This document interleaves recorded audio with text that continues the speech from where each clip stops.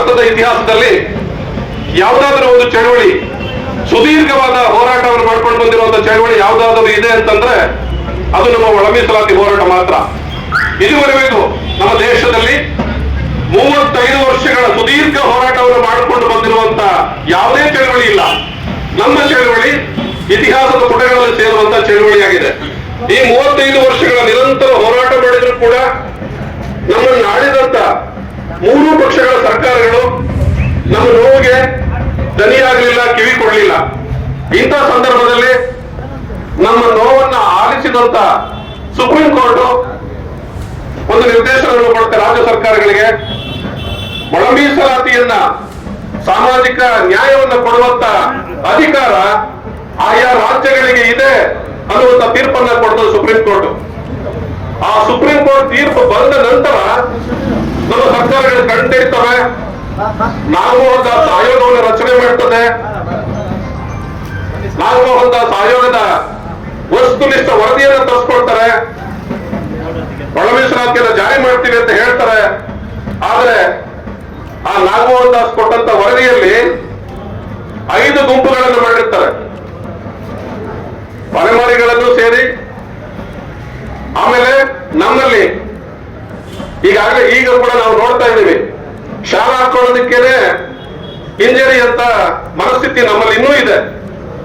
ಈ ನಮ್ಮ ಕೀಳರಿಮೆಯಿಂದಲೇ ನಾವು ಇಷ್ಟು ವರ್ಷಗಳ ಕಾಲ ಇನ್ನೂ ಇದ್ದುಕೊಂಡು ಬಂದಿದ್ದೀವಿ. ನಾಗಮೋಹನ್ ದಾಸ್ ಆಯೋಗ ಸರ್ವೆ ಮಾಡಿದಂತ ಸಂದರ್ಭದಲ್ಲಿ ತಮ್ಮ ಜಾತಿಗಳನ್ನ ಸ್ಪಷ್ಟವಾಗಿ ನಮೂದಿಸಬೇಕು ಅಂತ ಹೇಳಿ ಕೇಳಿಕೊಂಡಾಗ ಸುಮಾರು ಜನ ಇವತ್ತಿಗೂ ಕೂಡ ಏಕೆ, ಏಡಿ, ಎ, ಆದಿ ಕರ್ನಾಟಕ, ಆದಿ ಆಂಧ್ರ, ಆದಿ ದ್ರಾವಿಡ ಈ ಹೆಸರುಗಳಲ್ಲೇ ಗುರುತಿಸ್ಕೊಂಡಿದ್ದಾರೆ. ನೇರವಾಗಿ ನಮ್ಮ ಜಾತಿಗಳನ್ನ ಹೇಳ್ಕೊಳ್ಳೋದಕ್ಕೆ ಇನ್ನೂ ಸಂಕೋಚ ಇದೆ ನಮ್ಮಲ್ಲಿ ಅನ್ನೋದಾದ್ರೆ ನಾವು ಯಾವತ್ತು ಉದ್ಧಾರ ಆಗೋದು? ನಮ್ಮ ಹಕ್ಕು ನಮಗೆ ಯಾವಾಗ ಸಿಗೋದು? ಈ ರೀತಿಯಾಗಿ ಏಕೆ, ಎಡಿ, ಎ ಅಂತ ಗುರುತಿಸಿಕೊಳ್ಳುವನು ಕೂಡ ಒಂದು ಪ್ರವರ್ಗವನ್ನಾಗಿ ಮಾಡಿ ನಾಗಮೋಹನ್ ದಾಸ್ ಆಯೋಗ 5 ವರ್ಗಗಳನ್ನಾಗಿ ಗುರುತಿಸಿ ಅವರಿಗೆ ಮೀಸಲಾತಿಯನ್ನು ಕೊಡೋದಕ್ಕೆ ಶಿಫಾರಸನ್ನು ಮಾಡ್ತದೆ ಸರ್ಕಾರಕ್ಕೆ. ಆದ್ರೆ ಈ ಸರ್ಕಾರ 125 ಕೋಟಿ ರೂಪಾಯಿಗಳನ್ನ ಖರ್ಚು ಮಾಡಿ ಆಯೋಗ ಮಾಡಿದಂತ ಸರ್ವೆಯನ್ನ ಮೂಲೆಗುಂಪು ಮಾಡ್ತದೆ, ಗಾಳಿ ತೋರ್ತದೆ. ಒಂದು ಅಂಶವನ್ನು ಕೂಡ ಪರಿಗಣನೆಗೆ ತಗೊಳ್ಳೋದಿಲ್ಲ. ಅದಕ್ಕೆ ಬೇಕಾದ ಹಾಗೆ 3 ಗುಂಪುಗಳನ್ನಾಗಿ ವಿಂಗಡಣೆ ಮಾಡಿಕೊಂಡು 6, 6, 5 ಅಂತೇಳಿ ಒಂದು ಮೀಸಲಾತಿ ವರ್ಗೀಕರಣವನ್ನ ಸಂಪುಟದಲ್ಲಿ ಜಾರಿಗೆ ತರ್ತಾರೆ. ಅದರಲ್ಲಿ ಇರ್ಲಿಕ್ಕೆ ಮನೆ ಇಲ್ಲದಂತ, ಇವತ್ತಿಗೂ ಬೀದಿಗಳಲ್ಲಿ ವಾಸ ಮಾಡತಕ್ಕಂಥ ಅಲೆಮಾರಿಗಳನ್ನ ಸ್ಪೃಶ್ಯ ಜನಾಂಗಗಳ ಜೊತೆ ಸೇರಿಸ್ತಾರೆ.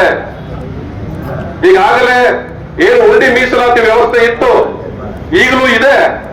ಅದರಲ್ಲಿ ಬೇಕಾದಷ್ಟು ಪಾಲನ್ನ ಉಂಟಂತ ಬಲಾಢ್ಯರ ಗುಂಪಿಗೆ ಧ್ವನಿ ಇಲ್ಲದ ಅಲೆಮಾರಿಗಳನ್ನು ಸೇರಿಸಿದ್ರೆ ಅವರು ಅವ್ರ ಜೊತೆ ಕಂಪೀಟ್ ಮಾಡಿ ಅವರ ಪಾಲನ್ನ ಪಡ್ಕೊಳ್ಳೋದಕ್ಕೆ ಸಾಧ್ಯನಾ ಅನ್ನೋ ಒಂದು ಸಾಮಾನ್ಯ ಜ್ಞಾನ ಕೂಡ ಈ ಸರ್ಕಾರಕ್ಕೆ ಇಲ್ಲದೆ ಹೋಗುತ್ತೆ. ಇಂಥ ಸರ್ಕಾರ ನಮ್ಮ ಹೋರಾಟ ತೀವ್ರವಾದ ಹಿನ್ನೆಲೆಯಲ್ಲಿ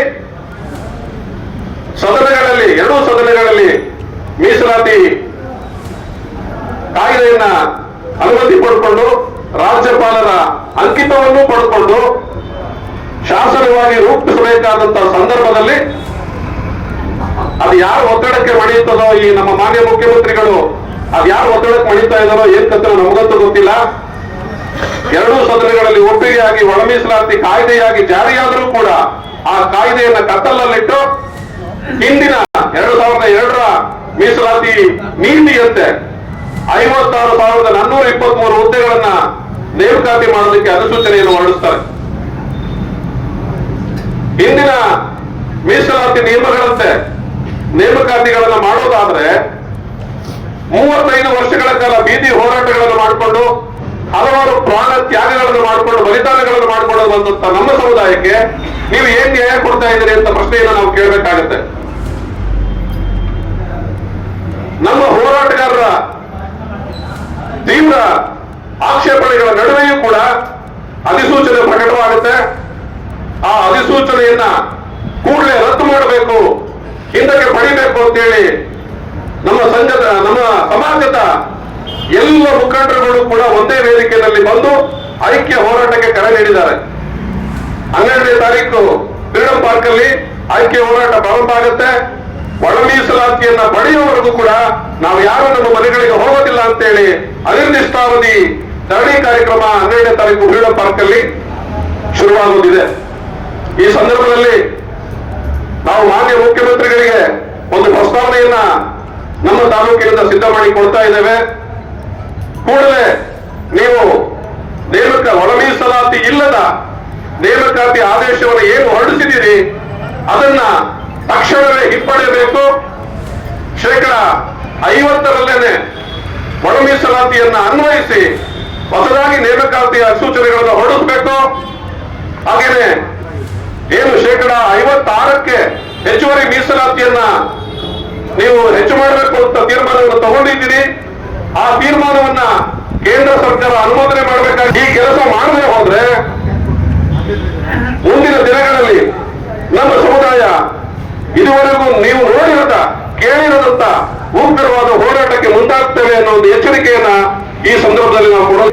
ನಾವೆಲ್ಲರೂ ಕೂಡ ತಮ್ಮ ಅಭಿಪ್ರಾಯ ಅನಿಸಿಕೆಗಳನ್ನ ನಮ್ಮೊಂದಿಗೆ ಹಂಚಿಕೊಳ್ಬೇಕಾಗಿದೆ. ಆ ನಿಟ್ಟಿನಲ್ಲಿ ತಾವೆಲ್ಲರೂ ಕೂಡ ಮಾತಾಡಬೇಕು ಅಂತ ತಮ್ಮಲ್ಲಿ ಕೇಳ್ಕೊಳ್ತಾ ನನ್ನ 2 ಮಾತುಗಳಿಗೆ ವಿರಾಮವನ್ನು ಇಡ್ತೇನೆ. ನಮಸ್ಕಾರ. ಜೈ ಭೀಮ್, ಜೈ ಮಾದಿಗ. ಪ್ರಾದೇಶಿಕತೆಯ ಉಳಿವಿಗಾಗಿ ಮತ್ತು ಕನ್ನಡಿಗರ ರಕ್ಷಣೆಗಾಗಿ ಬೆಂಬಲಿಸಿ ದಿಗ್ವಿಜಯ ಭಾರತ ಪಕ್ಷ.